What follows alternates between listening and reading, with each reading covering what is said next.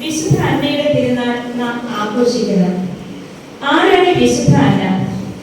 നമ്മുടെ സ്കൂളിന്റെ പേസ്റ്റർ, Saint and സഭയുടെ സ്വർഗീയ മധ്യസ്ഥ.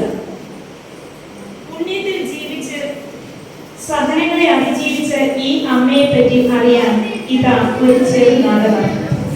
ലളിതവും പുണ്യസമ്പുഷ്ടയുമായ വിശുദ്ധ അന്നയെ ദൈവമാതാവിന്റെ അമ്മയായി തിരഞ്ഞെടുത്തു.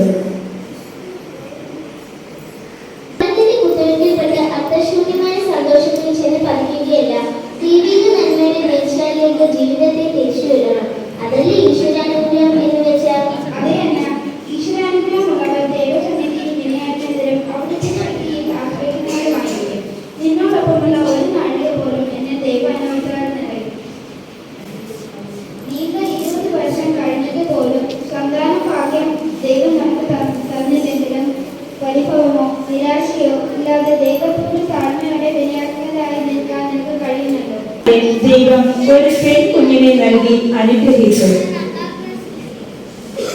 അവൾക്ക് മറിയം എന്ന പേര് നൽകി. ഹൃദയ നൈർമല്യവും ശാലീനതയും സൗന്ദര്യം നിറഞ്ഞ ഒരു പുണ്യത്തിടമ്പായിരുന്നു അവൾ. അമ്മയോട് അവൾ ഇങ്ങനെ ചോദിച്ചു: അമ്മേ, നമ്മൾ ദരിദ്രരായവരെ കരുണയോടെ കാണുകയും ആ പാവങ്ങൾക്ക് സഹായം നൽകുകയും വേണമെന്ന് അമ്മ പറയാറില്ലേ?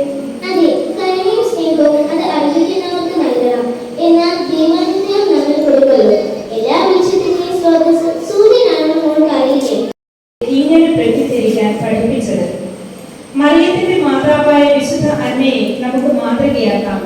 വിശുദ്ധ അന്നയുടെ ജീവിതത്തിൽ അന്തർലീനമായിരുന്ന ദൈവാശ്രയം, ലളിത ജീവിതം, വിനയം എന്നിവ നമുക്ക് അനുകരിക്കാം.